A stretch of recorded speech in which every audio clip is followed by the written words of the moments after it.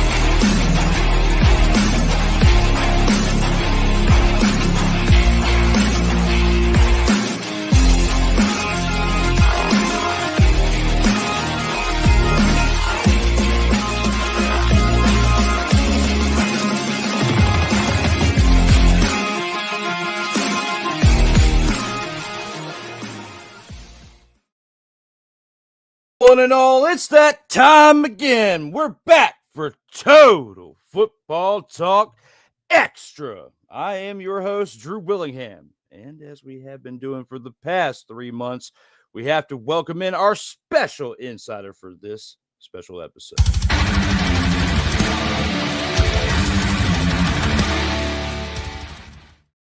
Welcome back, Mr. Ryan McCarthy.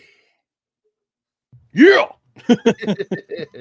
Welcome back to Extra, as we are here yet again to discuss CFL action, as well as we've got some Monday night football action and Thursday night football action. But most importantly, how are you doing there, sir? Doing pretty good. You know, I mean, I had no credentials required this morning. Talked some week 12 with Dustin. Talked a little extra football, did a little extra topics here and there too, just for Saturday funsies. So, you know, now I'm here with you on Total Football Talk Extra. You know, a day late, but a day late, but always on time. Hey, there it is. There it is. You are always on time. I'm the one lately who has been struggling, but the work schedule and all sorts of stuff been all over the place with things in the life. But everybody understands and gets it. We're making things happen out here. We're doing things on a Saturday. You know, we normally been doing things on Fridays. But we got Total Football Talk, the original show, going yesterday and got caught up with everything in the NFL up until this point. But you and I have been mainly talking CFL. Mm-hmm. And we'll get to that game in a little bit. And by default this week, it made it as the game of the week. I mean, it was the Grey Cup. But, I mean, you could argue the Thursday night game could have potentially been, you know, the game of the week with how close it was. But there were certain parts to that game as well that you could argue either or. But with that being said, let's not delay it anymore. Let's take it into the opening drive. All right, let's go. We got trips, right? At 42, 989. On two. Ready? Ready.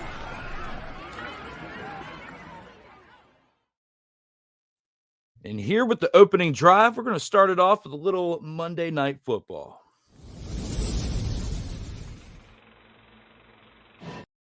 And here with Monday Night Football, it was the battle between the two teams in Texas, that being the Houston Texans and the Dallas Cowboys. The final game of the Week 11 matchups was this Monday night, the 18th at 8:15 p.m. Eastern Time. And Ryan, the Texans, the road team, same state, but road team, mollywopped the Dallas Cowboys. Looking at this game for what it was, looking at what they did over there at the quarterback position in Houston, I mean, the numbers weren't really all that great. C.J. Stroud had 23 completions out of 34 attempts for 257 passing yards, but did throw an interception on the day. He had 3 carries on the ground for 26 rushing yards. Joe Mixon, though, was the biggest contributor for the Texans team, as he had 20 carries for 109 rushing yards and 3 rushing touchdowns. That is not a typo on your slate. That is absolutely 100% correct. He also had 2 receptions for 44 yards on the day. Nico Collins had 4 receptions for 54 yards in this game. Looking at what he did to contribute, he was a definitely big contributor to this team on this day with his receiving yards. Tank Dell as well. They both had the same amount of receptions and receiving yards. 4 receptions for 54 yards. They were equally as big contributors on the receiving court for that team. Texans defense, 5 sacks. I repeat, 5 sacks in this game on the Dallas Cowboys quarterback known as Cooper Rush. Cooper Rush also had a lot of passing attempts, but we'll get to that here in a second. Kaimi Fairbairn was 2 of 2 on field goals for the day with a long of 33 yards. He did contribute 10 points to those 34 points scored by the Texans. But I'd say besides the running game, because the running game was the biggest part for their offense, their defense definitely contained that Cowboys, if you want to call it an offense. It looks like a JV squad out there against the NFL team known as the Texans. Cooper Rush, though, he was the big man amongst boys out there as he threw for 55 total passes, but he only completed 32 of them. He did have 354 passing yards. He did also have a passing touchdown, but he threw an interception as well. He did have 2 carries for 2 yards on the ground, but also lost 2 fumbles during those 2 carries.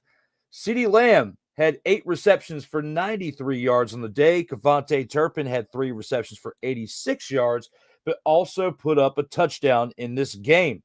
Looking at the Cowboys defense, had 1 sack, but they did manage to get an interception from C.J. Stroud in this game by Malik Hooker.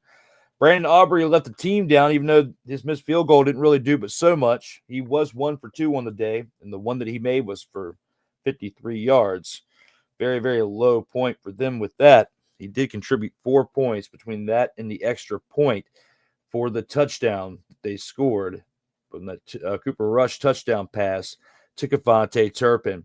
Looking at this game this past Monday night, the 18th, the final game of the Week 11 contest. What are your overall thoughts with this dumpster Pelican game there, Brian? Are they still them boys? Ooh, I don't think so. What I can do is click a certain button where, no, don't tell me that it disappeared. No. Oh, you know what I can do, though? Well, I can switch this on over to here and click the button over here because I know this button is over here. We're going to click. Are we still in board?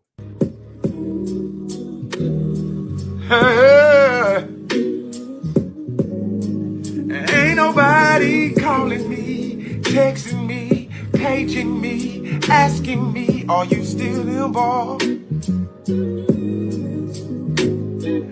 Calling me, texting me, paging me, asking me, am I still involved? Y'all usually check on me. Listen. I'm still involved. Woo, shut up, my boy. I'm still involved. This has been yet another Beating a Dead Horse presentation. And now we're back to extra. Yes, it was a folder away. I was like, oh man, I don't have it. But yes, I do. This guy's but continue, my bad. Yeah, I mean the Texans need this game. They demonstrated. I watched the highlights. I did the cliff notes. I did full disclosure for the Thursday night game and the Monday night game. I used the cliff notes. I didn't watch the games. I watched the highlights. But I could tell in this game, I could tell Houston they won this game because they lost to a vastly inferior team on Halloween. Then they blew the game against Detroit, where they're up 23-10, 23-3, and they let that game slip away. Even after forcing 5 interceptions out of Jared Goff, they still lost that game. So they need this game. They need this win in the biggest way to stay up in the standings in the AFC South. Again, with the Indianapolis Colts chasing them. Right now, the Colts, I think they're a game out of the last wild card spot, but they're also a game and a half out of the AFC South standing. So Houston's a better team than the record that they are, for sure. And they demonstrated against a vastly inferior opponent in the Dallas Cowboys, who have not won at home at AT&T at Jarrah World this year. And this is just another L lost in the column for the Dallas Cowboys. If you're the Dallas Cowboys, if you're Gerald right now, are you looking yourself in the mirror and saying, what do I have to do to get this team to be where it once was? You have to be asking yourself that question, because even though the stats may not look like you dominated the game, the time of possession was pretty much even. They had more passing yards, but they had to have more passing yards on more attempts because they have no running attack. Dowdle had Dowdle who had 28 yards. He was their leading rusher in this game. What happened to Zeke Elliott? Are you force feeding him like a goose in Quebec and just give him foie gras? Is he out to pasture now? You don't have a running game. You can't stop the run. Your only resort is to throw the ball 55 times. And even with 32 and 55, 354 yards, one touchdown, all you can get is one touchdown? I mean, this is a lost season if you're the Dallas Cowboys. If you're a Dallas Cowboys fan, I know that the delusional ones, as our friend Vic Allah would say, the Republic of the delusional Republic of Cowboys Nation. I can't remember what the exact term is, but the moronic Republic of Cowboys Nation. But he's the rational one. He's saying, yeah, this team needs to rebuild. This team needs to hire football people to run football operations. In a very similar fashion to my New York Jets. We'll talk about them in just a bit. But this team ain't it. This team ain't it. You overpaid your quarterback. You overpaid your best wide receiver. You're going to lose your best defensive player, probably not after this season, because he has a 5th-year option. They'll probably put a franchise tag on him, Micah Parsons. But you've got a lot to think about in the offseason. It's going to start with the head coach, because Mike McCarthy, no relation, he's gone. He's a dead man walking right now. But they're just going to delay his execution until Black Monday. But yeah, Houston needed this game. They got this game. CJ Stroud, not great number, good numbers, not great numbers. Didn't throw for a touchdown, but you don't have to if you got a running back like Joe Mixon doing what he did in this game. 100 plus yards, 3 touchdowns. And all you have to do is, if you're CJ Stroud, all you need to do is just enough not to screw up the game. And this is what happened in this game. The defense took over. They got a touchdown. The defense scored a touchdown on a fumble recovery. And yeah, the Texans, they needed the win. They got the win. For the Cowboys, had to hit the reset button, or actually kind of hit the blow up button, because you got to blow up this team. I don't know why delusional Cowboys fans are saying, we're going to Super Bowl. We're going to Super Bowl. No, I'm sorry. You're not going to the Super Bowl this year. You're definitely not going for the Super Bowl for probably another decade at this juncture, because of who is in charge. The only place that the Cowboys are going this year is destination.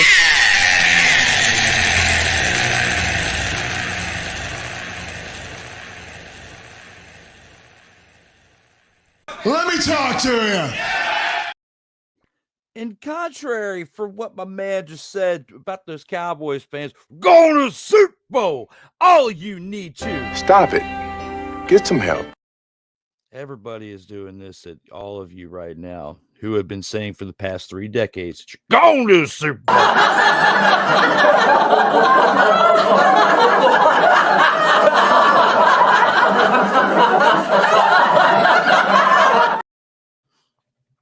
Cue Cody Rhodes. You guys want to hear a fucking story?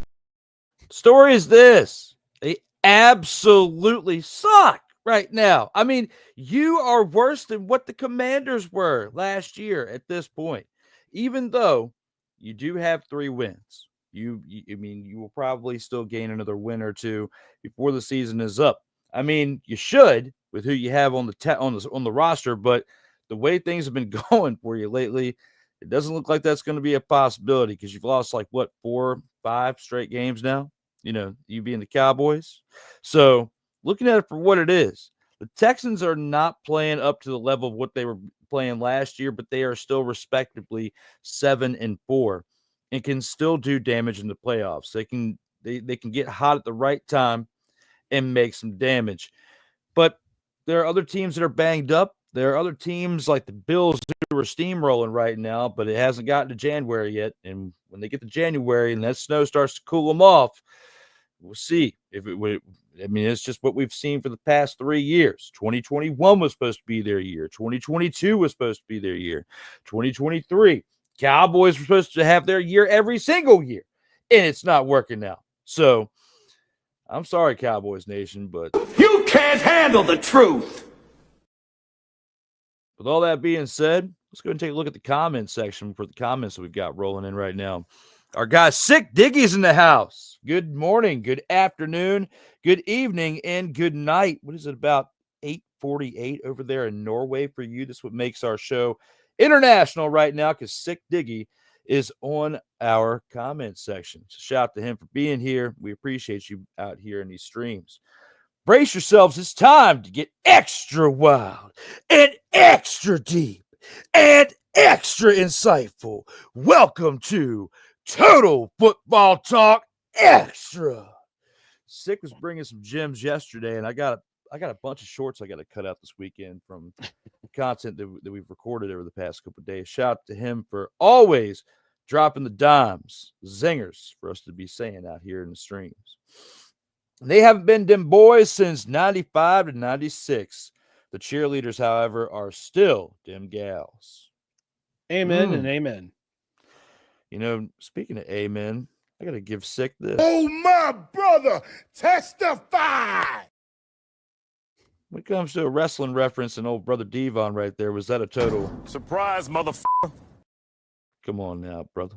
Now, Sick Dicky also says, anytime Prescott yells, "Here we go," I wonder where he's directing the offense.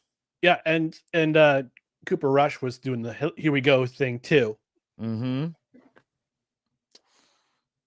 He was doing it the game that he was like 15 completions out of 45 attempts for like 45 yards or whatever it was. It was absolutely astronomically bad.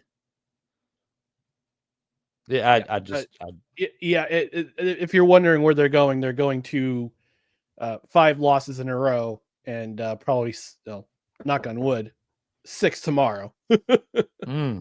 But if you ask old Gerald, he'll say this. Hell to the no, to the no, no, no, no. Hell no, to the no. I wonder when he makes trade proposals or any type of deals with agents or whatnot, if they literally look at Gerald and say this. English, motherfucker, do you speak it? I mean, yeah, because he's not making any sense. He didn't make any moves during this past offseason. No trades, no offseason signings. He lost more players than he brought in because they all went to the Commanders with Dan Quinn. Derrick Henry was there for the taking. He was there. Would have killed him, though, if he was over there. Derrick Henry probably be hurt already. If he was in Dallas. I mean, look at Dak. Dak's already hurt.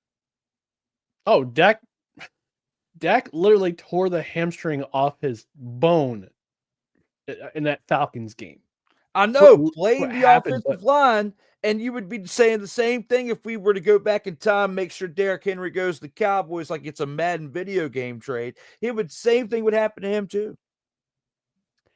Maybe, but also alternatively, the Dallas Cowboys' fortunes might be different.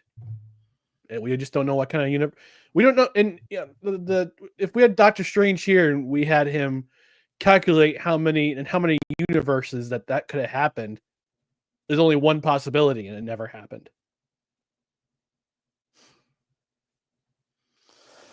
I mean, you got your elite running back Ezekiel Elliott only putting up 1 carry for 8 yards in this past game.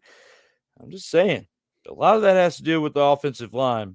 But, I'm not saying I was being facetious when I was saying that he was elite, but he hasn't really had a good offensive line in the past few years that he's played. When you look at the New England Patriots and the tenure with old Mac and Cheese Jones, and now coming back to the Cowboys, they're even worse than they were when he left. It's like they were doomed ever since that stupid way they lined up the scrimmage, and he hiked the ball got hiked to him, and everybody else is all spread out. It was that, and that was the last play of Ezekiel Elliott's career before he came back. Well, as a Cowboy, last one as a Cowboy before he came back this year. Looking at that for what it is, I think he'd be better off just having that as his last play of his career and never coming back. This is an embarrassment. This sucks. I feel bad for my cool Cowboys friends out there, like Vic a lot, and those of you that aren't overly Cowboys Nation, who are not part of the moronic Republic of Cowboys Nation. No. Yes, the same ones that felt bad for me when I was going through my years of woe, which, I mean, it can happen just like that. But this right here is a result of just expletive poor management. Yep. So there it is. Sick also says, I wonder if Jerry Jones is even aware of things or surrounded by a bunch of yes men. That's a detrimental combination of senility and being surrounded by brown nosers. I would have to think it's the latter more than the former. He's definitely surrounded by a bunch of yes men, I think. Which is, his sons too. It's up there in his the chain sons of and his children. Yeah. So it's the same thing that's going on over there in New York with the Jets, with the Johnson family. But we'll get into that here in a little bit. I don't want to get into that quite too soon. But that was the Monday night game. Let's go ahead and take things into the next step here for the opening drive and review the Thursday night game.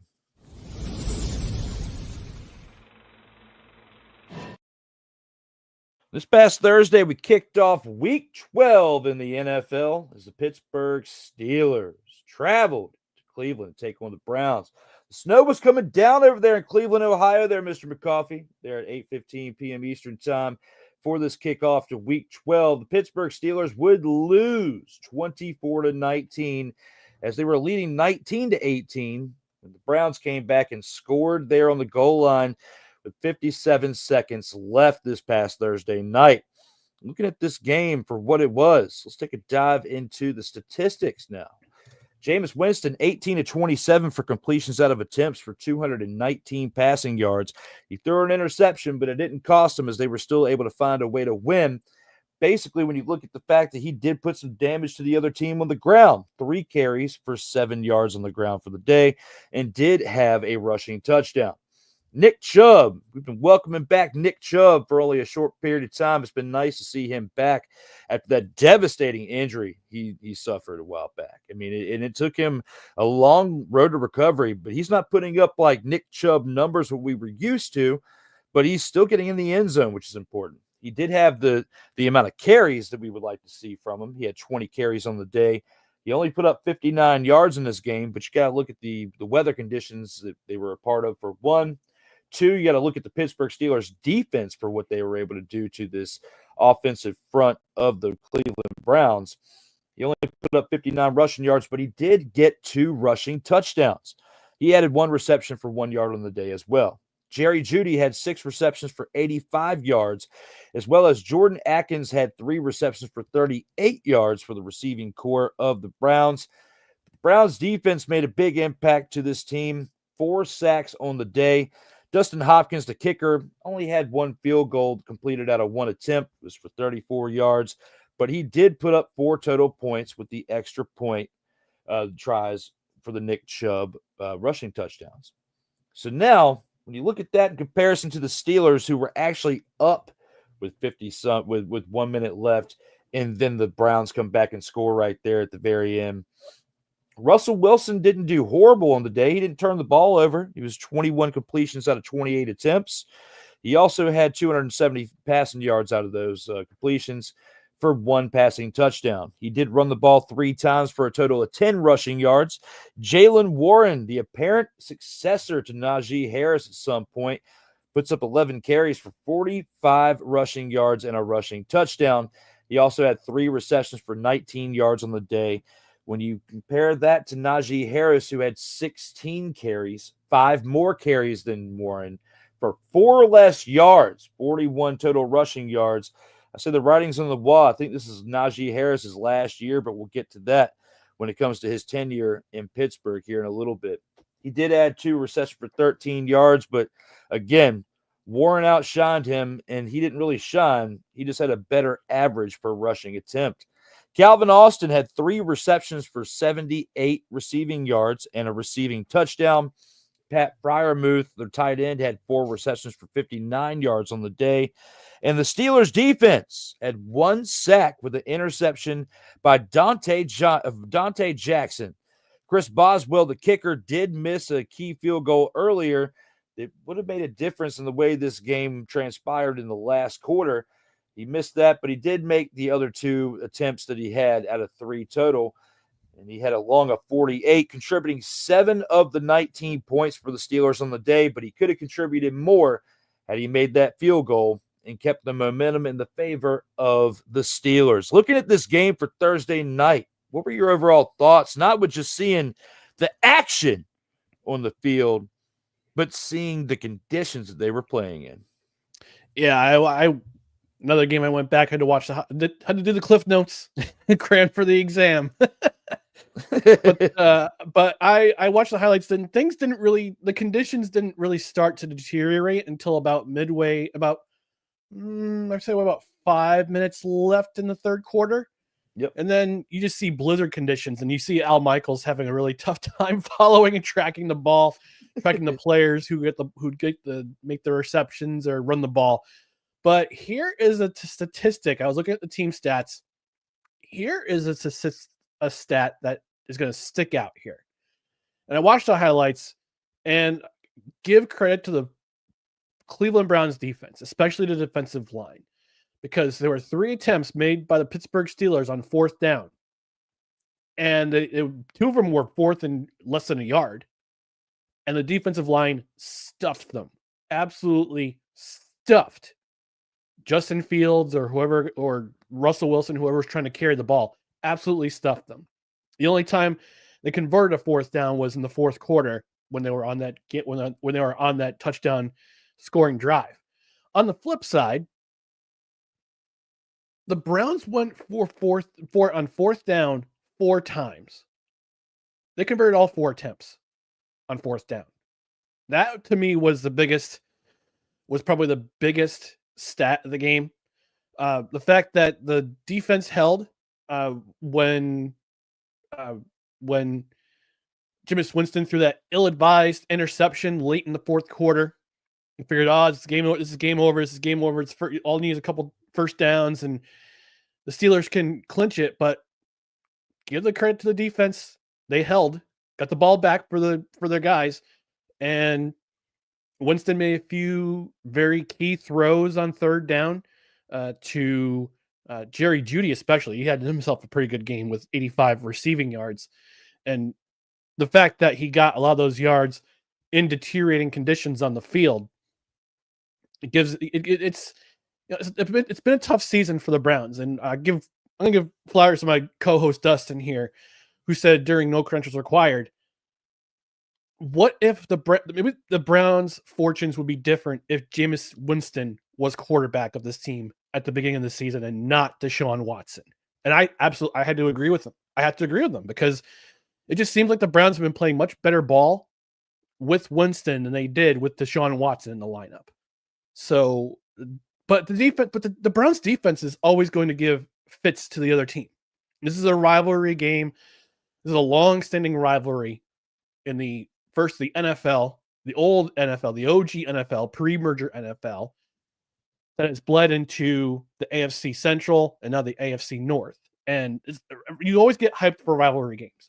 Gotta get hyped for rivalry games, and they're always going to be close. I mean, you'll see a few blowouts here and there, but yeah, this is one of those games. As an example of a rivalry game living up to the hype.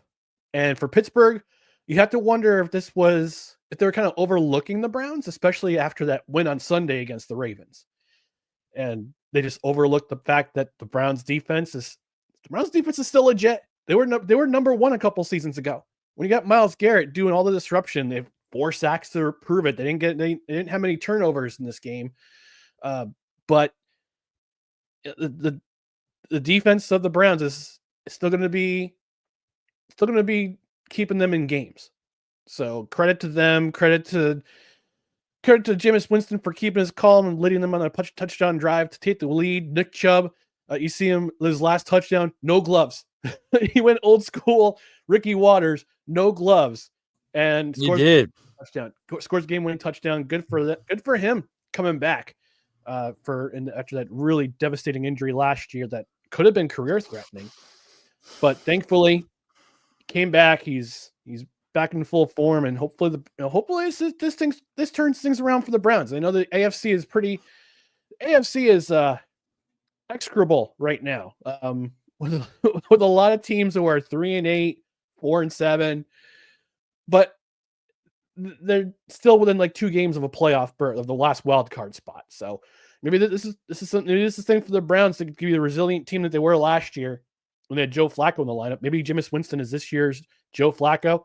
I'm not going to go that far, but if they win their next 6 in a row, they might earn themselves a playoff spot. So, full credit to the Browns defense.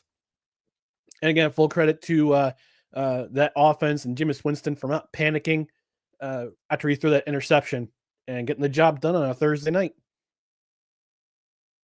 You're absolutely right. I mean, it just goes to show that it doesn't matter what's going on in the game until the clock hits 0. Because, I mean, a team can be leading for 3 quarters with what we saw this past week with the Commanders and the Eagles on the previous Thursday night game.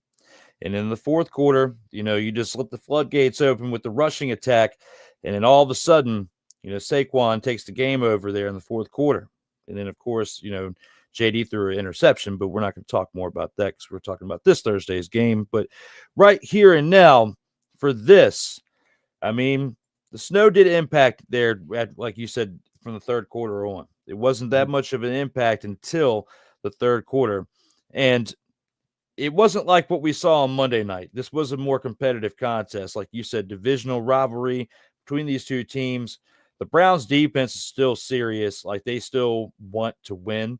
And they want to win in spite of Jameis at this point, and in spite of what this management team did by making that horrendous contract with Jameis, because it crippled that franchise.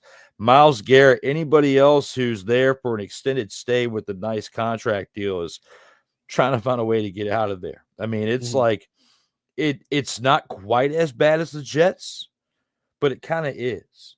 Like, you're paying Aaron Rodgers $35 million a year over there, but you're paying Deshaun Watson a whole lot more. That's guaranteed money too. Yes, Watson's guaranteed. You can cut bait with Rodgers after this season and be okay. They might cut bait with him this season. I don't think they're going to Danny Dimes him. I mean, I think that they got to see. You still have another month and a half left. You still have damn near 2 months left. You might as well see if there's anything. You made the trade for Devontae. You might as well see if you can win half of the games left. You might have some hope. And we'll get to the one topic within that, here later in the Gridiron Scoop. But right here and now for this game, I really wanted to pick this as the game of the week, but we had a CFL game to cover. So with this edition, we have 3 games to talk about. And without further ado, that ends our NFL recap for this week at this point. But we do have some more to discuss when we take it to what we would like to say is the game of the week. And for the game of the week, as Mr. McCarthy likes to say at times, would you say, based on not only our picks throughout the playoffs, throughout the season, would you say that this was pretty much an upset?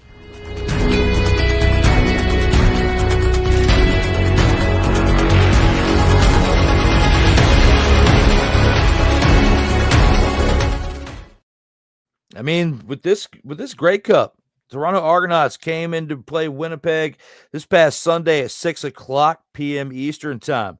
The Argonauts put up 41 points on the Winnipeg Blue Bombers to win 41-24 in the 2024 Grey Cup. Looking at the stats, I know I asked you that question there. I'll give you an opportunity to answer here in a second.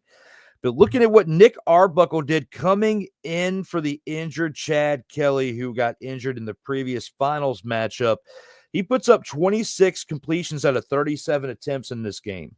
Had 252 passing yards, 2 passing touchdowns, also threw 2 interceptions, but it didn't really make too big of a deal because they still won by 17 points in the end.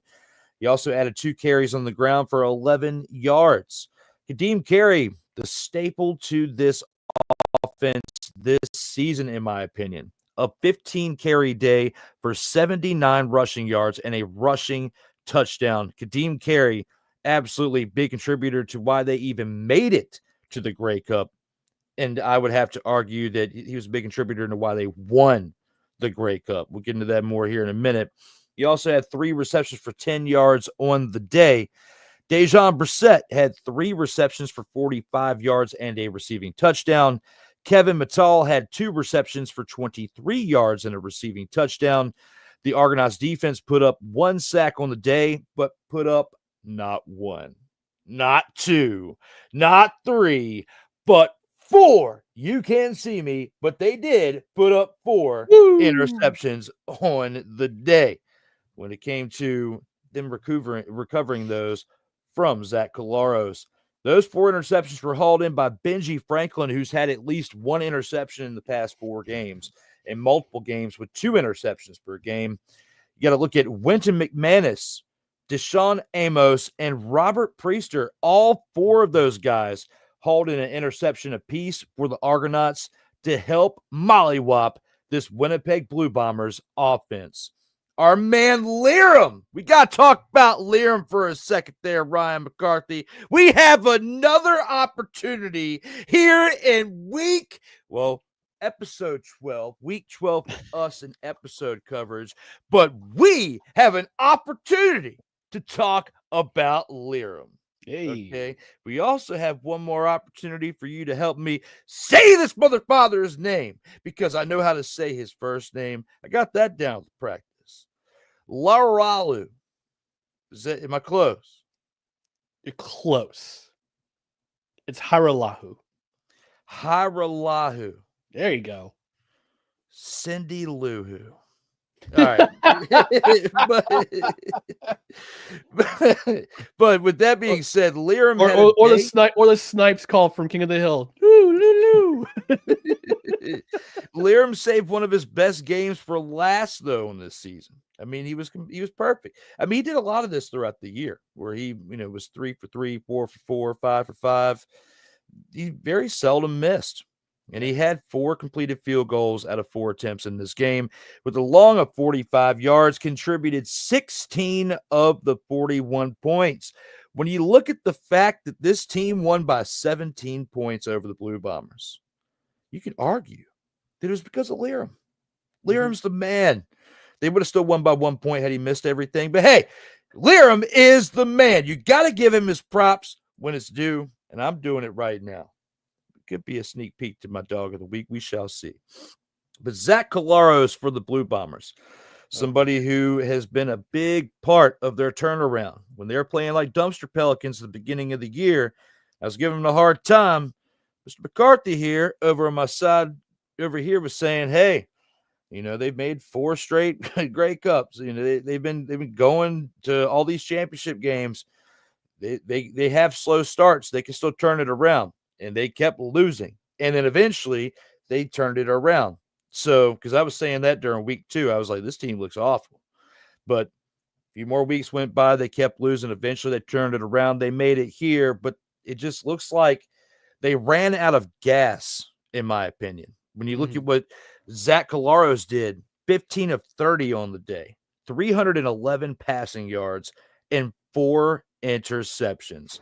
Brady Oliveira, another big staple to this offense, kind of like Carey is for the Argonauts as the running back. He had 11 carries on the day for 84 rushing yards, which is kind of lackluster when you look at what he's been doing throughout the season. He had 11 carries for 84 yards. That's still big, but the fact that the other team held him to that is pretty remarkable. He also did have a rushing touchdown, so he did have a productive day as far as scoring. But we normally are used to seeing Oliveira have 15 to 20 to 25 carries in a game. and they held to barely. He was just over 10. Looking at Terry Wilson Jr., the backup quarterback, had 1 carry for 3 yards and a rushing touchdown, which is what helped the Blue Bombers get another score. Ontario Wilson, the lead receiver for this team on the season, had 5 receptions for 99 yards on the day. And Kenny Lawler had 2 receptions for 27 yards. He was the second leading receiver for this team, just to show how deprived they were because Colaros couldn't really get him the ball. He did throw 311 passing yards, but it wasn't for touchdowns. It's like he was throwing it was going the other way. Blue Bombers defense had 2 sacks on the day with 2 interceptions. And those came from Whitley Jefferson, who had the 2 sacks as well, and Terrell Bonds, who had the other interception on the day. Sergio Castillo added 3 field goals out of 3 attempts with a long of 40 yards and put up 10 total points for this Winnipeg Blue Bombers team. The rest came on the other touchdowns. But looking at it for what it is, the way this game went, this Grey Cup, let's break it down. What are your thoughts? Because I know you watched this. Yep. I didn't watch the halftime show, though. That was not a Jonas Brothers stan. Sorry to say. Yeah, this was considering that Winnipeg was a 10.5 point favorite coming into this game. So yeah, this is a pretty monumental upset, if you want to call it that. According to if you're the kind of person who goes according to the betting lines, but I gotta hand it to the defense of the Argonauts, forcing those 4 turnovers. Actually, and their special teams also forcing a turnover as well. There were 2 points where I can pinpoint to say this game had a turnaround. You can pinpoint to the first interception that Colaros threw, because it was right after they forced a field goal. They actually had a chance to go up 17-3 early in the second quarter, but they couldn't convert. They couldn't convert inside the Toronto 10, so Toronto's defense came through. So they went kicking a field goal instead. But Toronto was driving. They had to get a field goal. And at one point, Hiralahu leg got run into. One of his players got shoved into, and it looked like you see him on the ground, and he's rolling. I'm like, oh no. I texted you. I'm like, hey, Hiralahu Liram just went down. This could be huge. I know I set this up. Not that, matter. But for you to say this. But it really didn't matter. But the turning point of the game was definitely Lucky Whitehead's turnover. After Winnipeg forced a punt out of Toronto. It looked like he didn't have a clear, I wouldn't say clear shot at the ball, but he was starting to run, and he bobbled it, and it wound up costing the Blue Bombers that. I think that was one of the things that cost them that game, was that turnover on special teams. Special teams. That's why they're called special teams, because you have the opportunity to do special things. That was one of those things, which led to a touchdown they went ahead at that point, and they never trailed for the rest of the game. The other thing you can point out too is Colaros getting injured. Colaros cut his index finger on I believe it was a Argonauts defender's helmet, and he had to go back to the locker room, get it stitched up, get it numbed down, and Kerry Wilson comes in for him, and he didn't. This is a big mistake. I think this was the biggest error that Mike O'Shea in his coaching era. This was one of the biggest errors committed by him, because when Colaros came back, got his finger stitched up, probably got it numbed up too. You could tell he's warming up, and he's in clear discomfort. You just see him just go like just gritting his teeth, grimacing. You can tell he's not feeling it. And Bombers get within 1. Argo score a touchdown. And then Colaros throws that interception, throws that ball to Robert Priester, who takes it back for a pick 6, and that's it. And it's That's done. That's done. And Winston McManus almost had a pick six.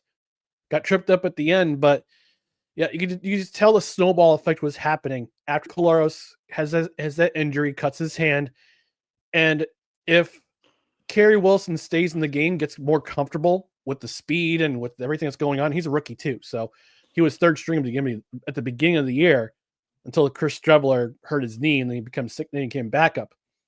But I think if Kerry Wilson stayed out there and had the chance to get comfortable, get used to the speed of the game, it would have been a different outcome. I think the score would have been a lot closer. And maybe the Argonauts, and then maybe the Blue Bombers had a chance to win. And here's another confusing thing. You are not sticking with the girl you brought to the dance. You're not sticking to your game plan of running the ball. Yeah, Brady Oliveira had 84 yards on 11 carries, but you only had to give him 11 carries. He's your workhorse running back. You have him there for a reason. And if you're deviating from the game plan because you're too far behind, that's why you had the result that it was. Yes, I mean those two interceptions don't get thrown by Collaros, the pick six and the one to McManus that the Argonauts eventually converted to go up by 4 scores. This would have been a different outcome. But if you stick to the game plan that you stuck with for the rest from week 5 onward, when you started an 0-4 hole and you still managed to get back to the Grey Cup for the 5th straight time, this would have been a different outcome. But unfortunately, they deviated from their original plan. And granted, I mean, I get it, but you're also trying to force the ball into a secondary that's full of ball hawks. Absolutely full. Like Toronto and Montreal, they're kind of built in the same way, especially in their defense. Their secondaries are just outstanding. And Toronto, they showed it. 4 picks in this game. So yeah, I mean, this is gonna come back to bite the Blue Bombers, and we see what happens from here. Are some of their guys who have been there for a long time, are they going to leave in free agency, or are they going to retire? We heard about Zach Collaros possibly retiring if they won the Grey Cup. We don't really know for sure. We'll find out. But yeah, this was a very surprising. The scoreline was a very surprising outcome, I think. But I keep forgetting you never count out Pinball Clemens, president of operations for the Toronto Argonauts. He's been there for a long time. I stand corrected, by the way. I said last week that they hadn't lost. They'd won 6. The last 6 times they've been in the Grey. The last 8 times they've been in the Grey Cup, they won 8 in a row. I apologize. It was the last 6 times, and now it's 7 in a row that Toronto has been in the Grey Cup, and they're undefeated. So they're undefeated when Michael Pinball Clemens has been with the team, whether as a player, a coach, or president of football operations for the Toronto Argonauts. So you never count him out. He just knows how to put together a good team, and he's been doing that for the last decade, either as a coach or GM or president of football operations. We gotta get him on the shows, I think, sometime. He's a good guy. He's a positive dude. Yeah, it'd be nice to talk to him and get his insight on things, especially building championship teams. Because I mean, playing, being part of coaching up the players too. Doing your part to make this team better, and that's what he's been doing. But yeah, I was there in 2004 in Ottawa when they won that Grey Cup when he was a head coach. Oh, you were there for it. Nice. I was there for it. That is awesome. Mr. McCarthy was there for that Grey Cup, and he will have to share some pictures and whatnot the next time we talk about the playoffs and Grey Cup. If I would ahead of time, I would have said, hey, man, you got to bring these pictures in. I can click the button. But other than that, though, I didn't expect this type of game, like this type of lopsidedness towards the end. Like you said, Collaros talking about potentially retiring. Couldn't get the ball to Oliveira, enough to where he only had 11 carries on the day. And we're used to seeing him have 20, 25 plus carries a game for like 120 to 140 yards. And they just couldn't get him the ball. So you didn't establish the run. you were kind of putting the pressure on the front. It looked like a little bit. The game is much different with only having to do it within 3 downs. And I've learned a lot just from really paying attention, this year to it. And it's definitely been fun covering the CFL with you. Now 12 episodes throughout Total Football Talk Extra.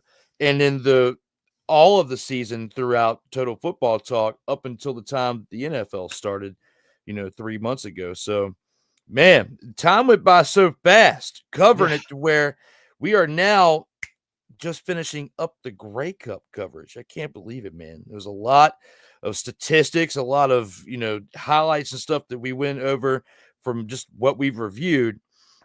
But I've got some ideas, for next year on how to enhance it a little bit. We'll talk more off air about it.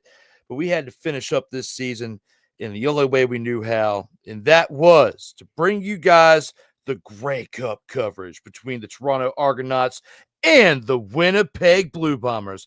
I wish we could have had the Saskatchewan Roughriders. You knew I was going to find a way to get that in there at least once today because they didn't play, so I had to find my time. But right here and now, that does it pretty much for the opening drive. We're going to go ahead and take it into our next segment where we go into the Grand Champ of the Week for Total Football Talk Extra.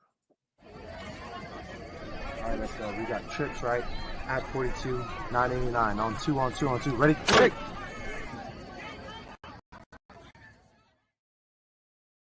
Total Football Talk Extra.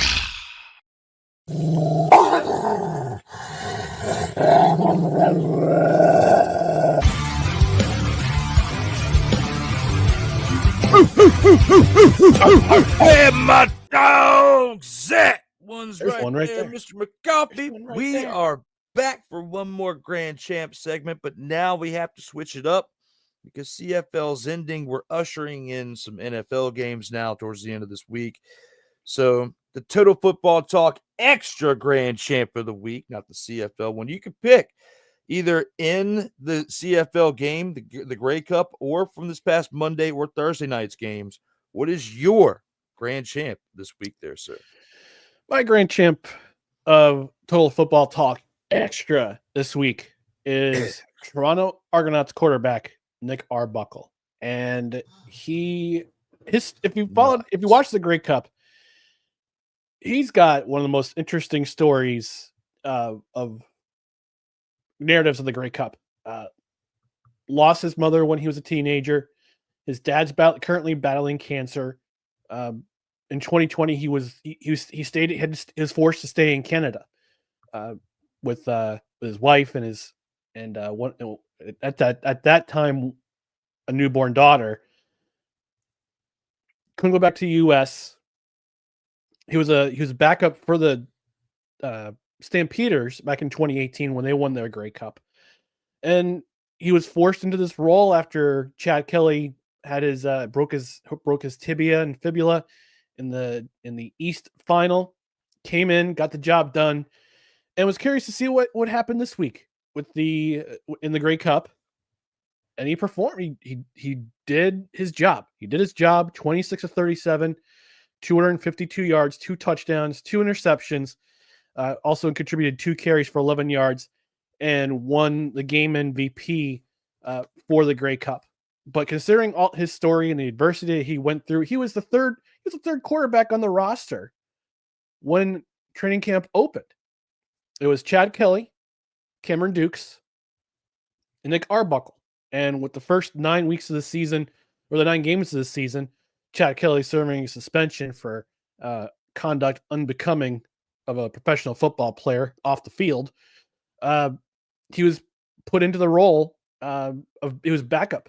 He's basically a backup, and he's 30 years old, and he's, I don't know if his time as a player in the CFL is coming to an end, but I'm hoping the story continues. I mean, he's a free agent this year, this coming off season, but I have a feeling he's going to stay in Toronto because of his familiarity with the system, his relationship with Ryan Dinwiddie, his head coach, who in 2007 was forced into the same role to play his first game of the season as a starter in the biggest game of the year. Same thing happened with him. Got lots of good advice from Ryan Dinwiddie, his head coach. And the result, is a 41-24 win, and it's an awesome story. And Nick Arbuckle is my grand champ of the week. Nice. That's a solid pick there, Mr. McCarthy. I was thinking about picking him, but your selection of him helped me make my choices. I was juggling two players. Very good. You stay within the CFL. I'm actually going to be within the NFL for my choice, and I'm going to go with a player from this past Thursday night. When you think about the road that he has had to travel over the course of the past years of change, you touched light on it earlier when we were talking about this game, and I have to give this one to Nick Chubb. Put up 2 rushing touchdowns in this game. Big contributor as to why the Browns were in position to even win the game. You know, he did put up a lot of carries on the day, 20 carries. Didn't get the yardage that we would have liked, but he put up 2 rushing touchdowns, and the Browns only scored 3 total touchdowns on the day. So looking at it for what it is, between his 2 rushing touchdowns, Jameis's rushing touchdown, and Dustin Hopkins, they were the 3 main scorers of this game. And Chubb had not just 1, but 2 big scores. So because of that, and I think about, his knee injury, I kind of get a little emotional when thinking about that, because I myself have experienced bad knee injury in the past, actually twice in the same knee. Long story. But with all that being said, not quite to the nature of what his was. His was much worse. But just knowing the pain when you have, whether it's ankle, foot, knee, when it has to deal with your wheels that you put all your weight on to get from A to B, that pain is absolutely horrendous. So shout out to him for going through all the PT to get back on the field, to not only have 20 rushing attempts. I'm not even that concerned about the 59 yards now when you think about his knee going backwards like it did last year. He put up 2 rushing touchdowns in this game. He needs to be a role model to those who get knocked down and then have to fight to get back up. It's Nick Chubb is my pick for the grand champ of this week. Solid pick. Nick Chubb coming back after that really bad knee injury and working his way back into playing condition or playing shape this year. Solid pick. Thank you. I appreciate it. Yours too. Had to take one from both leagues. And that's how we'll round it out for episode 12 when it comes to our dog of the week. Before we go to the snowflake, let's go ahead and acknowledge some comments that we got. Sick Diggie's been lighting it up over here in the chat. He says, and the dog pound were howling and barking in that game. The spirit of the mistake by the lake lives on over there in Cleveland. Definitely big word for Sick. He says, as the old saying goes, it ain't over until it's over. Yogi Berra, my dog. Other than that, he also says, it's always a challenge when you play in the snow. It's the time of day and night, as well as the weather conditions will always play a factor. And it definitely did in this game with that snow. Yeah. The house says, yo, what's up, fella? Yo, what's up, Ike? The snow was coming down. It absolutely was. But like we talked about earlier, didn't really affect the first half. Was it cold in the first half? Yes. That's why the snow was sticking. But the second half was where it really was making an impact in that game. The rest is just Sick and him going back and forth in the comments. But with that being said, we've now gone through the grand champ. Let's go ahead and take this into the snowflake of the week, and basically contributed the most towards taking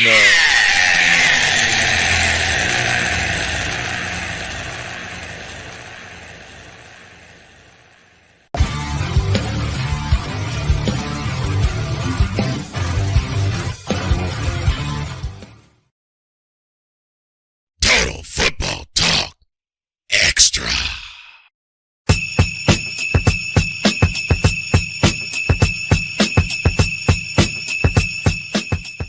Oh, yeah, it's that time for the Snowflake of the Week pick. And for his choice for the TFT Extra pick, I'll leave it with McCarthy. That music for the Snowflake of the Week gives me Christmas in Hollis vibes. I love that song. Run DMC, let's go. All right, my snowflake of the week. I alluded to it in our game of the week chat regarding the Grey Cup. And I got to give my snowflake of the week to the coaching staff of the Winnipeg Blue Bombers, especially on the offensive side of the ball, between head coach Mike O'Shea and offensive coordinator Buck Pierce, who will apparently, if he wants the BC Lions coaching job, because Luke Campbell was dismissed of his duties this week in BC as co-GM and head coach. But why would you? Because of what happened in this Grey Cup. And like I said, for the entire year, offensively, the bread and butter of this team was running the football with Brady Oliveira. But in the biggest game of the year, you only give him the ball 11 times. Now, those 11 times turned to 89 yards and a touchdown. But he's been your workhorse for the entire season. He won league most outstanding player this year. He also won the most outstanding Canadian in the CFL this year. Why aren't you getting him the ball when you know when your starting quarterback gets hurt? He slashes his finger late in the third quarter. And you got to bring in your backup who doesn't have a whole lot of playing experience on the field. Let him carry the ball. Let him run down that clock. Let him, like we talked about it in our preview last week, when Drew and I thought this team has a chance to stamp their legacy with three Stanley Cups, 3 Grey Cups in 5 seasons. Now you've been to 5 Grey Cups and won 2. And the reason why is because you deviated from your original game plan from the girl who brought to the dance this year, and you also allowed Zach Collaros to stay in after he was injured. That's a bad decision. And after that, had a pretty decent game, not a great game, but then he throws 3 interceptions, which basically that was the game right there. That was the reason why you lost. It's because of your decision making. Forcing Zach to make all those throws when you know he's clearly in discomfort, and he's not accustomed to throwing with a glove. So this loss in the Grey Cup is not necessarily on the players, but it's on the coaching staff, especially on the offensive side of the ball for the Winnipeg Blue Bombers. So Buck Pierce, Mike O'Shea, you guys are my snowflake of the week. A whole lot nicer than I would have been if I would have chose them, because, man, tell you what, the expectation was the ball was just dropped in that game. Liram lit you up, okay? Yeah. And I mean, that's not like a horrible thing to say. I mean, Liram lights everybody up. Liram has been a great kicker this year. I mean, I got to give him his props where they're due, even though we're in a snowflake of the week pick. But I'm going to kind of shift it into a snowflake pick for a team that hadn't even played this week, that's on a bye week. And that team is the New York Giants. You guys are on bye, and you still sucked. You're still my pick for the snowflake of the week. Why? Because of the contract that you signed Daniel Jones to a couple of years back. And you still owe him like $11.93 million. We'll talk about here a little bit more here in a second. But you owe him a lot of money. Mm-hmm. You cut him. You put him as a third string early in the week. You wasted your entire bye week to figure that out. Why didn't you name this stuff a week prior?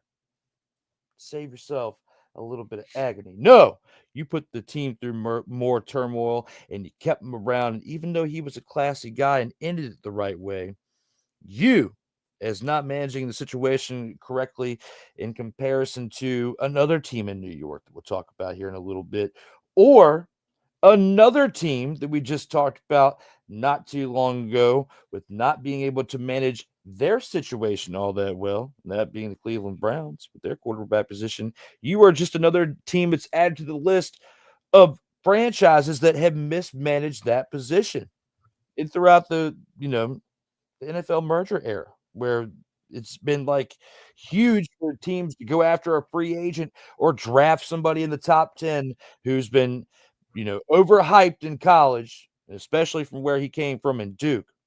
I don't think there's anybody out there that's going to want to sign Daniel Jones this season because the way the contract's written, if anybody signs him, they have to pick up the remaining tab for the season of what is owed.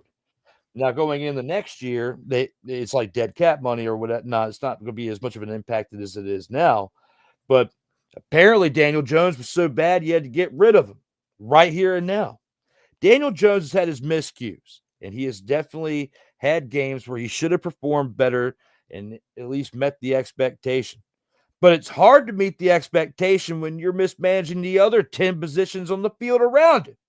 When it comes to the offensive line, when it comes to the Darren Waller trade, when it comes to letting Saquon walk out the door thinking, oh, he'll be back. Yeah, we've all listened to those recordings from hard.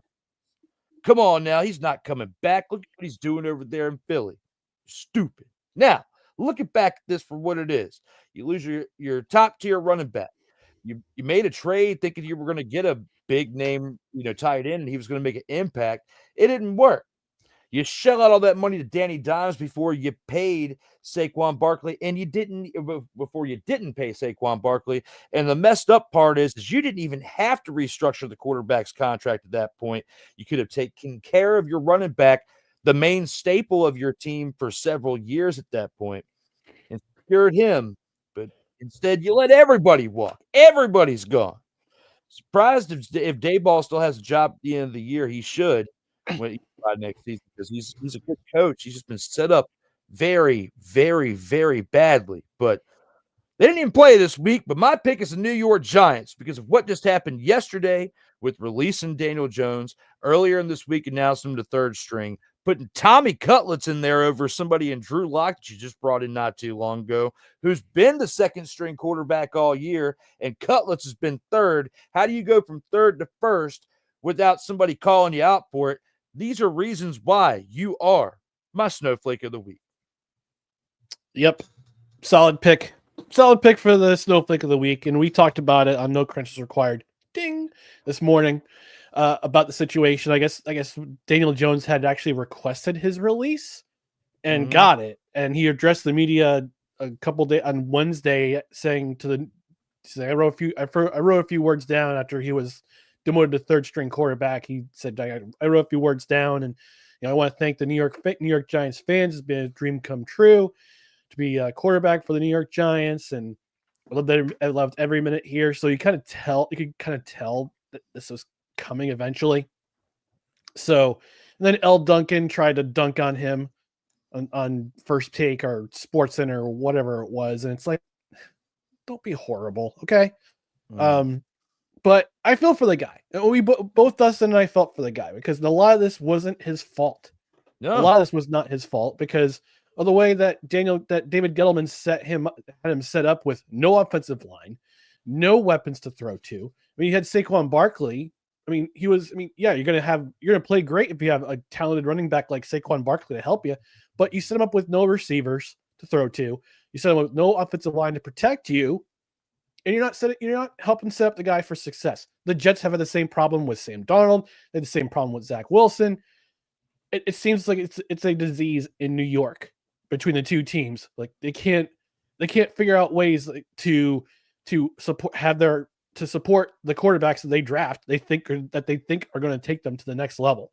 So this is an endemic that is going to be the reckoning is going to be harsh between the Giants. It's funny. Dustin's uncle chimed in the chat when we were doing our food takes portion of the Saturday show. He says, hot food takes? The Giants are going to eat Daniel Jones's contract. And he's absolutely right. So Giants got a lot of cleaning up to do. I don't think, like you said, I don't think Brian Dable or Daniel Shane are gonna lose their jobs over this, but they've got a lot of work to do in the offseason. Whether they tank the rest of the year and try to get themselves a quarterback in the draft, and I guess the quarterback position is going to be loaded in this upcoming draft with some pretty notable names out there. But I also wonder if they try to make themselves a trade like for Trevor Lawrence or try to bring in the veteran just kind of as a bridge to the next whoever's going to be the next quarterback in New York. So yeah, Giants got a lot of decision to make, and as John Mara foresaw in the offseason version of Hard Knocks, he said, I'm paraphrasing here, I'm gonna have lots of sleepless nights if we can't get Saquon back. Now you got a lot more sleepless nights, and you got a lighter wallet as a result because you let Daniel Jones walk out the door. You're going to eat all that money and that contract that he signed for based on one really good season and one playoff win. So, yeah. But like we said, this is not really Daniel Jones' fault. It's sad to see, but at the same time, the New York Giants did this to themselves. So sad. It really is. But luckily, I mean, you're going through your own tale of woe over there, but I feel like the Jets, besides, they need a culture change, like what Washington got. And I don't think that that's completely the issue with the Giants. I just think that the management over there has just picked all the wrong people for what the coaching style is and what Dayball brings. I mean, they might as well make him the GM and give him an opportunity to fix things for a year or two. Yeah. And see if he can recoup, because it's not looking good. Yeah. And usually when it's a coaching change, they want to bring in their own quarterback. But initially when he got to New York, he said he was excited to work with Daniel Jones. And for a season, things were starting to work out. Things seemed to work out, but then things kind of deteriorated last year, and we saw what happened. And now we're here. You are now here. We'll see how things go. Good luck to Daniel Jones. Maybe he can get picked up somewhere and be given an absolute, real chance. Dallas. Because that's it. Yeah. No. Mike McCarthy has gone on record saying we have no interest in Daniel Jones. Although that would have been hilarious if Daniel Jones were the third quarterback for Dallas in the Thanksgiving game because they're playing the Giants. And then if he came in and then served the.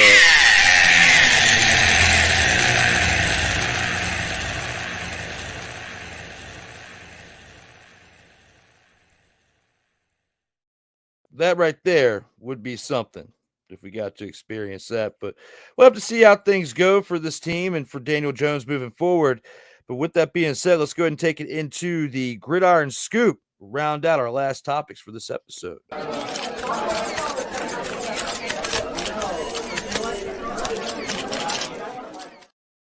The first thing let's talk about, let's go ahead and take a look at the fact that the CFL season is over in the Canadian Football League.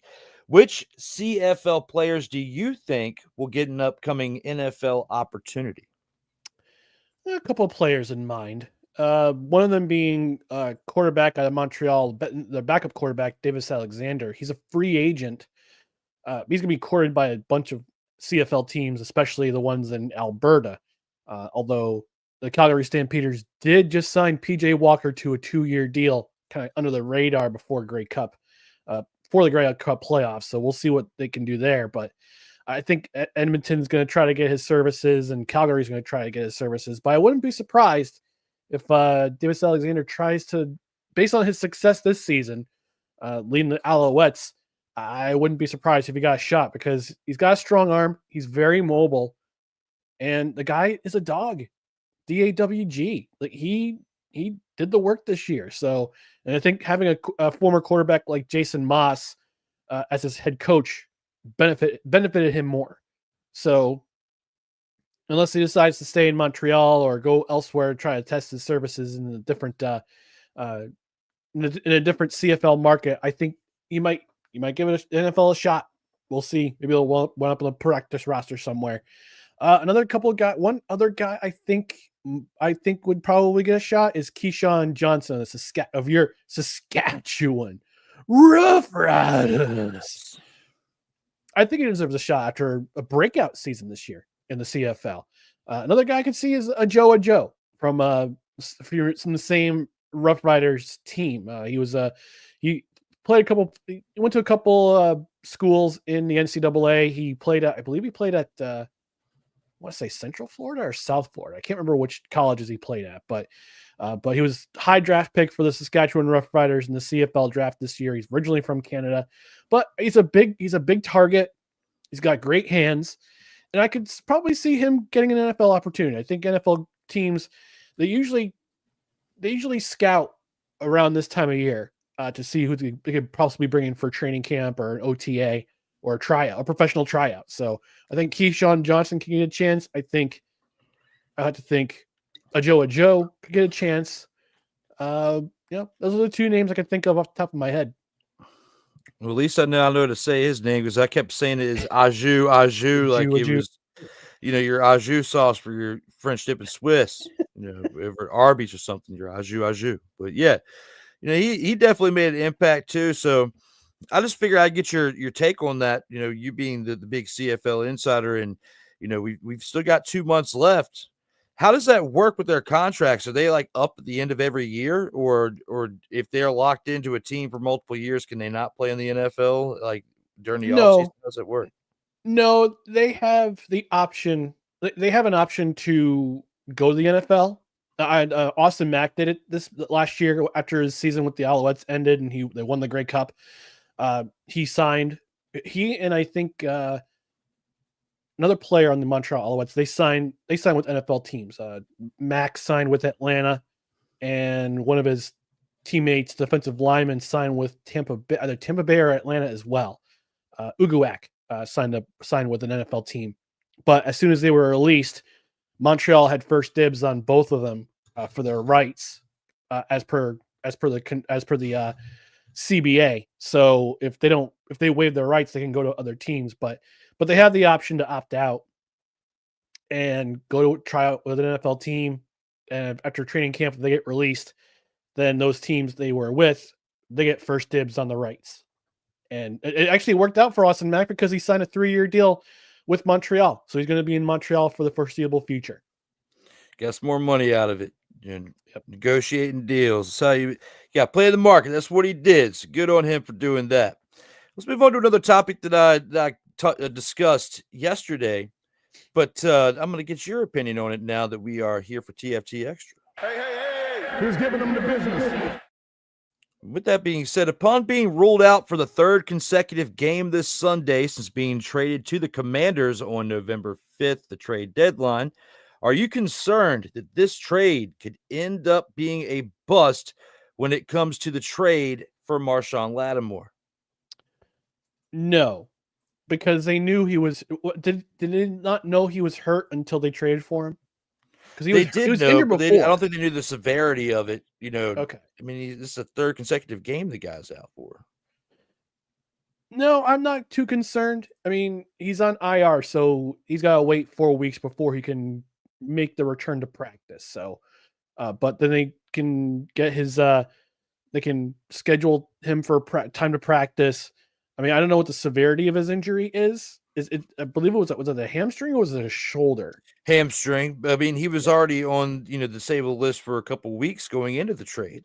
So that 4-week window's up because he'd already been sitting down for at least a week, maybe 2. So that should be at minimum. You're at the 4-week mark now. Then, if you were, because I mean, it literally he was on the shelf for a little over a week at that point, and now it's that 4-week window.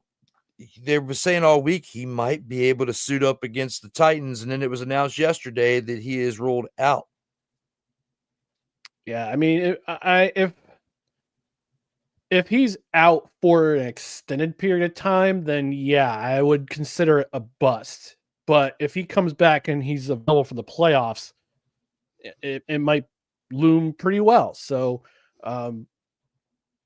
but we'll have to see. We'll have to see. I think as we get into December, they knew he was. Like, I'm reading the Rigo's Rag, which is a fan side site for the Commanders. It says that they knew he was injured. He might not be available immediately, and he was seen jogging on the sidelines, but he's out for this game. So I think if they give it maybe a couple weeks, then yeah, and it comes to the crucial last 4 weeks of the year where they really, really need him. They'll be in a fight for the division still. But if he's out for the rest of the year, then yeah, maybe it could be a bust. But the time frame's up to him, and how this training staff of the Commanders can help him treat his injury. I'll still hold on hope. We'll see what happens in the next week or two before I start giving up on him. Who's giving them the business? Moving on to our next topic. Jason Kelce, former Philadelphia Eagle, now retired in his first season of retirement, is to bring a late-night sports talk show to ESPN. Do you believe in this concept, or is this the network just grasping at straws? I think it's a little bit of each, but I think it's also going to depend on whether or not America is suffering from Kelce fatigue, because he and his brother Travis are the two most marketable men in the NFL right now, between current player and former player. And yeah, they're very relatable. They're, with their New Heights podcast, they come off as very funny guys. I've never listened to them, but I guess it's a popular podcast and people seem to like them. Their relatability is pretty good. It's a pretty good podcast. We'll listen to it from time to time. Okay, so they're relatable guys. Late night currently sucks between Kimmel and Colbert and whatever's left of Jimmy Fallon. But politics. Because of the politics, yeah. So it could work, but in the same way, ESPN is also losing a lot of viewers too. So it's a little column A, it's a little column B. I think it could work. I'd have to see what kind of format they would do. If it's going to be sports, if it's going to be comedy, if it's going to be if it's going to be in a live studio, in front of a live studio audience, if it's going to be taped, like the other late night shows are. But you're asking Jason Kelce to go on to compete against another one of ABC's late night shows. So it's a little strange that they're doing this, but I don't know, with the popularity of the Kelce brothers right now, which could quickly turn into fatigue because of their overexposure. It could work, but they've also tried the late night comedy sports talk show before too, and that hasn't really turned out very well. So I think it's part of it's the desperation for ratings, but also they're trying to capitalize on the popularity of someone who's very marketable right now. Yeah, because they've been pretty vague with the details of it, as far as like, is it going to be a Monday through Friday show? Is it going to be just like one day a week? If it's just one day a week, I think that they should just do it to where it airs right after the Monday Night Football game, because you're already watching ESPN anyway. It's going to come on right afterwards. Then you can do Sports Center afterwards. However you want to do it. That's if it's live. If it's recorded, then that's a different story. Yeah. And I guess you can do whatever you want with it at that point when it comes to being recorded. But I thought it was pretty interesting. I just figured I'd see what your take was on that. But yeah, I do agree with the fact that they seem to be grasping at straws, because, this is not like an ordinary sports idea for ESPN that we're accustomed to. So we shall see how it pans out. But I'm definitely interested in seeing what comes about that project. Hey. Who's giving them the business? Now for our next topic, the era of misery between the New York Giants and quarterback Daniel Jones came to an end yesterday. Do you believe any teams will pick him up and his $11.83 million salary that's owed for the remaining 8 weeks of this season? That depends on whether or not teams are going to just make him be a scout on the safety on the scout team, safety on the scout team. All jokes aside, I think he has a possibility of being picked up by somebody. Somebody's going to need a quarterback. They're going to need some extra depth at quarterback, especially if they're a playoff team and they're trying to get some depth for their playoff run. So he's an experienced quarterback. He'll get the veteran minimum because he's only 27 years old. Remember, folks, he's only 27 years old. Daniel Jones is not an older guy. Like, he's older in terms of experience with the NFL. He's been in the league since 2019. But I think somebody will pick him up. Maybe we'll see in Arizona pick him up. Maybe we'll see the 49ers pick him up because Brock Purdy just, He's not playing this week. And we don't know what the extent of his injury is. So somebody will pick him up for the rest of the season. I think it'll be somebody who's definitely in a playoff position currently. And the 49ers are still hanging on because they're, dancing around 500 at this point. So yeah, it's a pretty desperate move that you'd be spending nearly $12 million for only 8 weeks left in the regular season. And I think you only make that move if you're the 49ers if it doesn't look like Brock Purdy is going to be able to help you with that playoff run, or at least come back until the very end of the season when you still need help for anywhere between 4 and 6 games to get you to that point. Now, based on what Daniel Jones did over there with New York, it'll just go to show if it's the quarterback or if it's the team. And I think that we'll get our answer that we know with it being the team if he actually goes over there and gets the opportunity. I kind of hope he does now, just to see what happens, just to see if he can prove all the haters wrong, because I felt bad for him. But I would definitely continue to hate on the Giants for how they mismanaged that situation and many other situations over the course of the past decade or so now. Hey, who's giving them the business? And now with our last topic, one that you know very well when it comes to this team, and especially with this coach who coached the team before. Rex Ryan recently has offered to coach the New York Jets again and revive quarterback Aaron Rodgers' career. Do you believe this union could work successfully together in 2025? No. Because we don't know. Well, here's the thing. We don't know if Aaron Rodgers is going to be the Jets quarterback in 2025. Very true. There's already, I'll talk about more of this in my closing thoughts, which may be an extended version, FYI, to our audience who are still watching out there.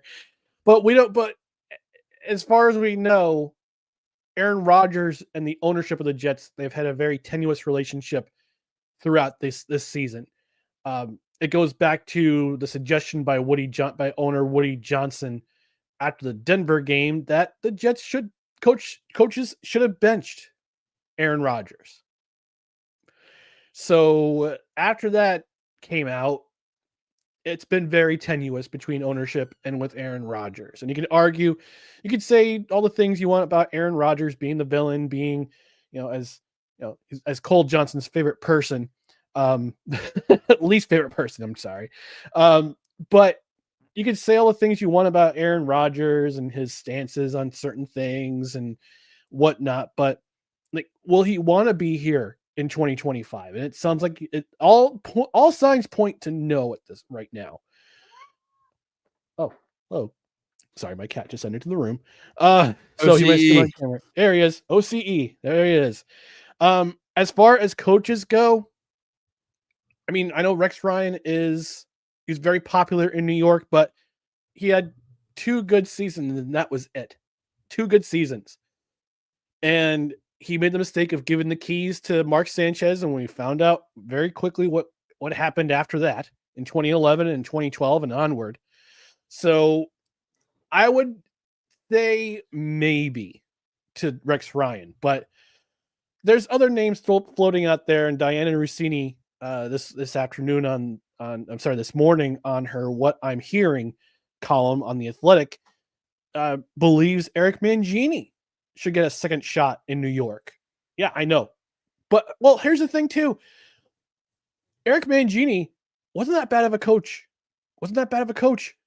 But he got a raw deal in 2008 after Brett Favre, who was injured during the last 5 games, during the last run when they were 8. The Jets were 8-3 in 2008. They finished 1-4 in their last 5 games of the year because Brett Favre was hurt. And see, there's a cat. OCE. But he put together a good team. They had a solid defense. You could argue that Rex Ryan's results were because of what happened, what Eric Mangini put together. You could argue that, but this is just it's to be determined. TBD. If Rex Ryan wants the job, I guess they want to give it to him, but I think he's been in television for too long, and I think he's just shooting his mouth because he's on television, and ESPN needs to needs him to say wild things to keep the audience interested. I agree with that last part too, especially because, looking at Eric Mangini's record in comparison, I get what you're saying, but he was only 33 of 47 with a 413 winning percentage. Rex Ryan, not much better with a 480 winning percentage, 61 of 66 for his career. Does have a 4-2 postseason record, but that a lot does come from those 2 seasons you were talking about over there in New York. And, the last year that he was a head coach was in 2016. The Bills were still trying to figure it out in 2017, did so bad they had the 7th overall pick in 2018, and now they have Josh Allen. Yep. So looking at that for what it is, Rex Ryan has definitely contributed to the dynamic of what the AFC is looking like right now, at least for that conference.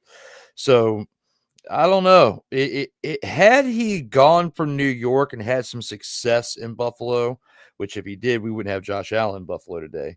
But had he gone and had a little success, lost his job in 2019, 2020, and he was only out of football for 2 or 3 years at this point, I would take it into consideration. But it's been almost a decade since you were in the NFL as a coach. Yeah. It's a little too long. Mangini, same thing. The last time he was in there was in 2015 for the San Francisco 49ers as a defensive coordinator for them in 2015. So I think they're going to have to go outside the box for this, outside of the old school mentality for it, and bring in somebody new. Maybe Mark Brunell needs to go from quarterback coach Detroit Lions to an offensive coordinator. Might be able to help you out over there as an offensive coordinator. And then you just need to get somebody that he meshes well as the head coach. Somebody who meshed pretty well with Tom Brady over there in Tampa Bay. What about Byron Leftwich? Maybe.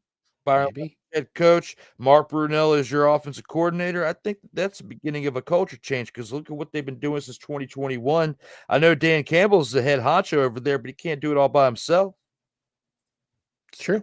So, that's my thought behind that, but I see your points between Eric Mangini better over Rex Ryan as a pick. But I just thought that was pretty interesting, and I want to get your take on your thoughts for that being the New York Jets, Kermit the Frog, and that being your team, all mixed in one. Let's go ahead and take it into the post game here in a second and discuss our final thoughts on this episode. Hey. Who's giving them the business? Cue it now. As long as it's one. That's great. And yes, this is that time of the show where we give our final thoughts. We've gone through the CFL Grey Cup, the final game of the Week 11 contest, and the first game of the Week 12 contest for this weekend, this past Thursday. With all that being said, go ahead and get your rant on with this New York Jets team of yours.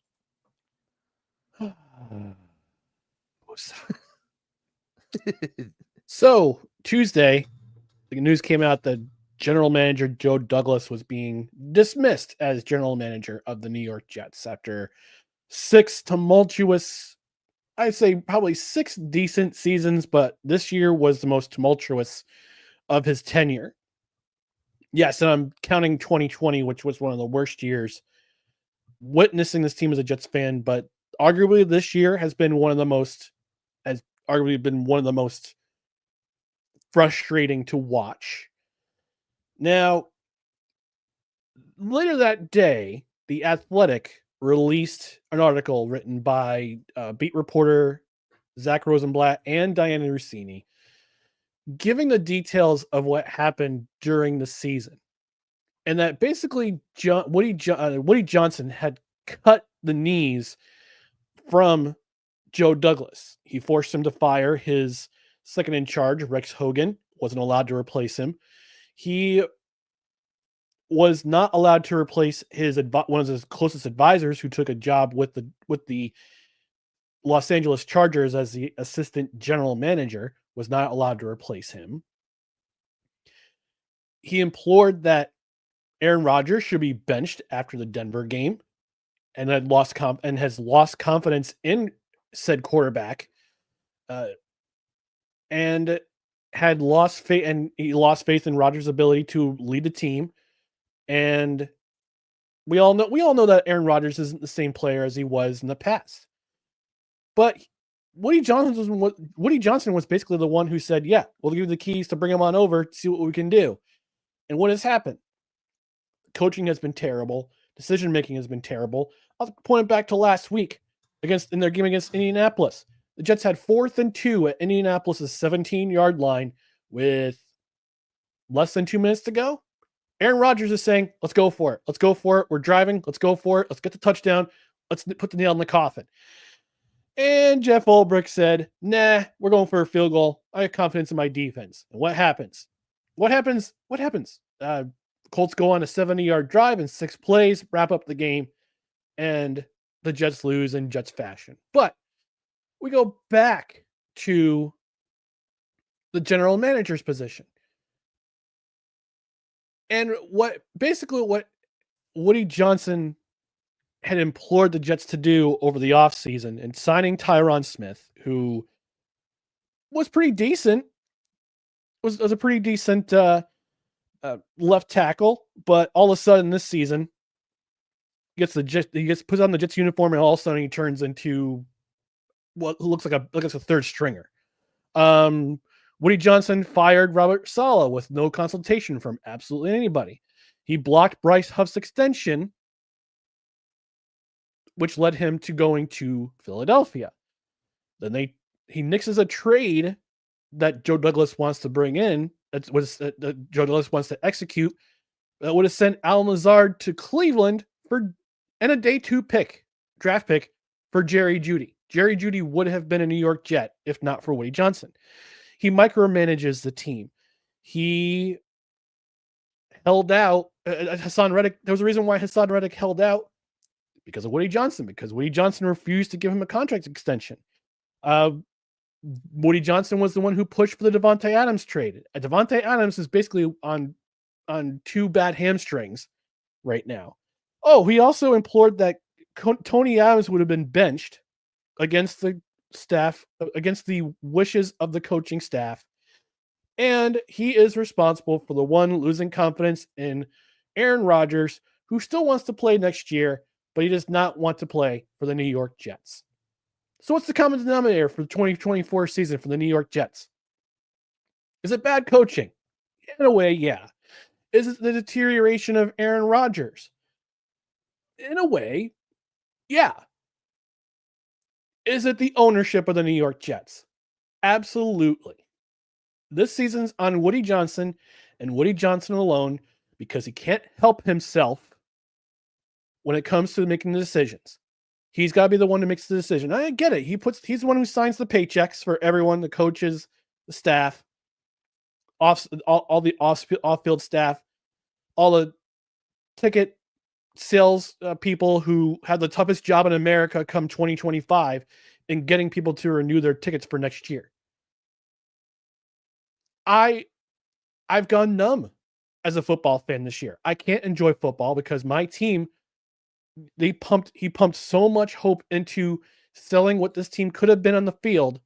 And they currently sit at 3-8 with no GM, no permanent head coach, and no confidence in his quarterback that he's the one who brought in to lead his team to the next level. This team can do a lot. This team's very talented. They did very well in the draft between Breece Hall, Garrett Wilson, Jermaine Johnson, Olu Fashanu, Will McDonald. They've done very well in the draft. Granted, there have been a few misses, both for draft and in free agency. Al Lazard, Tyron Smith, Mike Williams, excuse me. But the common denominator here is Woody Johnson. Woody Johnson, please hire some good football people so you don't have to make the decisions and which backfire on you. Hire a president of football operations who can hire a good GM, who can hire the next head coach. Because right now, I'm tired. I'm tired as a Jets fan. I don't want to watch your team. I don't want to watch this team. I don't want to go to a game every 4 or 5 years because I know what's going to happen whenever I go. Big giant L every time. So I have no faith in this team because I have no faith in what the ownership group, what this owner can do. So you have a couple of decisions down the road. You hire capable football people. If you're elected as the selected as the ambassador to the UK, good on you. See you later. Let your brother make the decisions, and he's no better either. Or you can just man up, sell a team, and make 10 times worth the investment you put into this team back in 2000 when you bought them for $635 million. You'll probably get about $6 or $7 billion, which is a nice return for what you bought them in 2000. Otherwise, I have no confidence in what your ownership, you as an owner and as a supposed leader can do for this franchise going forward. And I won't watch you on TV, and I won't go to a game either. It's not worth my time, my 3.5 hours, a full Sunday to go down and watch the product that you have some sort of hand in putting on the field. And that's my final thought.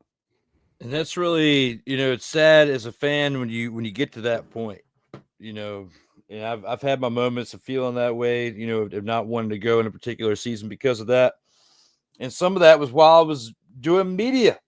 I didn't feel like going because I didn't want to watch terrible product, but I still went anyway because they were still cool opportunities. But definitely very, very solid post game statement from you and about a team that you know very well, that you've had to watch for a very long time. From Kermit the Frog to this, Kermit could play better at quarterback than the Kermit-looking mother father and Aaron Rodgers.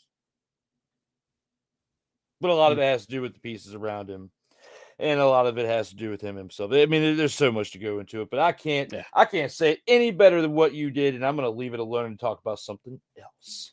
Thank you. So, with that being said, I can't really add so many layers to this because I've done a lot of football talking over the past 2 days. With Total Football Talk, the main show yesterday, recapping all of Week 11. Finishing up Week 11 today with Ryan, and then starting Week 12 that we have, beginning tomorrow, that I gave a preview for all that. You'll have to go look at Total Football Talk from yesterday in order to see that preview for this Week 13's games. You'll have to see who I picked to take the dub and who I picked to take the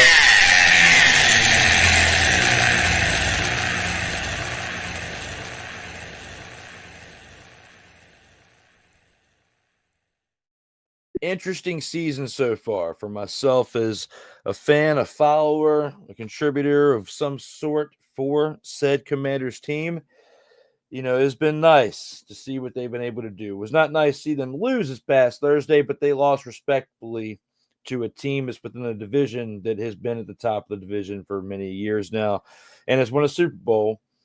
The last team in the division that has won the Super Bowl out of all 4 teams. So you got to put some respect on the name for the Philadelphia Eagles. I got to put some respect on the name of Ryan McCarthy, as this is his last episode that he'll be able to do with me on a Friday for a little bit. Because, certain things he's got going on in his personal life. This has been discussed for several weeks now. The plan was to come through, for this episode 12 and go through the recap of the CFL Grey Cup for the 2024 season, which we just saw this past weekend. We just recapped all that earlier in the episode. We discussed Monday Night Football, Thursday Night Football, previewed some things here and there. Next week, the show should be back as far as extra on Friday. That is the goal. I don't know what time yet, though. I've got a few people I want to reach out to. My man Kyle Nash, to be honest, I'm going to tap to him first and see if he's available and see if we can make something happen, because I haven't done anything with him consistently in a while. And my man knows football as well. So, Kyle Nash, if you're watching, I'm already getting the head start, seeing if you come on down. But have some conversations over the next few days. Been meaning to do this over the past couple of weeks, but just time has been flowing by. We got a lot going on outside of this. The way I look at podcasting, the way I look at doing things in media is it's the amount of time I put into it is kind of like what, adults will put into video games, when they have a few hours here, or, an hour here, an hour there, a couple hours here. And with the way I am with graphic design, it takes no time for me to really mess around with that. But to actually do this, it's about the same amount of time people put into video games. I don't get, achievements or a gamer score with it. Get viewers, and hopefully we can continue to do that and continue to grow this with our brand that we have over here, like I have on the hat, and that being Sartoba Media in this transition. Sartoba Media, where the struggle is real to be awesome. But for those of you who are watching through No Credentials Required, who are watching through Sartoba Media, who are watching through Comey Media, thank you very much for tuning in each and every week for the past 12 consecutive weeks. Like I just said, the dynamic will be a little bit different. I thanked him before we started this episode, but I'll thank him again. Bring him back up. Shout out to Ryan, and thank you for, all your contributions over the past few months, just with launching this project, helping me launch this project. But then, being there with Cole and I, for the CFL season on the original show. So it's definitely been a very fun experience, to be able to learn more about Canadian football and to have something to talk about when we don't have NFL. We covered, once we get to the next month and a half or 5 weeks, whatever you want to say, of this year, will have consistently covered an NFL, not an NFL, but a professional football product each and every single week without skipping a beat, between UFL, NFL, CFL. That's why I was like, I'm glad we were able to make this work for today, because I was like, if I can get that Total Football Talk in there on Friday, we're going to keep that streak alive. Doesn't matter what day, it just matters we get it done in the same week, and we did. So for you to be able to work with me and my absolutely wild schedule of working nights and still trying to keep all this together, I greatly appreciate you, man. Same thing with Cole and everybody else that's kept this project going, because it wouldn't be possible without you guys. So other than that, man, was there anything else you wanted to say before we get on out of here? I already let the bag out, with what's going on. I didn't say what you've got going on, but the fact that we had already pre-planned that this will be our last Total Football Talk Extra episode for the foreseeable future until we can get up again, at a good time. But did you have anything else you want to leave the TFT Extra universe with? No, other than just to say thank you for bringing me along on this fun little project you have. I love the Canadian Football League. I've been following it since Doug Flutie. Doug Flutie was my original favorite quarterback, period. Because I've been following him. I'd been following him since Boston College when I was like 6 years old. Like between him and Kermit the Frog influencing me to become a New York Jets fan when I was 4 years old. Like those are the two. That's the Jets are the team I've stuck with, and Doug Flutie is a quarterback I've always paid attention to and I've always loved, from Boston College to the OG New Jersey Generals to the Chicago Bears to the CFL and then the Buffalo Bills. Is an NFL comeback. I love this. I love this league. I love the CFL. I love talking CFL football. I love listening to podcasts or listening to shows that talk about the CFL. So I hope next year we'll be able to dig our heels in more with the CFL. And yeah, maybe we'll talk about some Arena Football. Arena Football 1 is coming in April too. So we'll follow the Albany Firebirds, following them. Oh, fun fact. So Derek Stingley, who is on the Texans, his dad played for the Albany Firebirds back in the day, the OG Albany Firebirds in the Arena Football League. Really? Yeah. Yeah. And he's the son of Daryl Stingley, who famously was paralyzed when he played for the New England Patriots. Excuse me. So, So yeah. So the football family right there. It's pretty cool.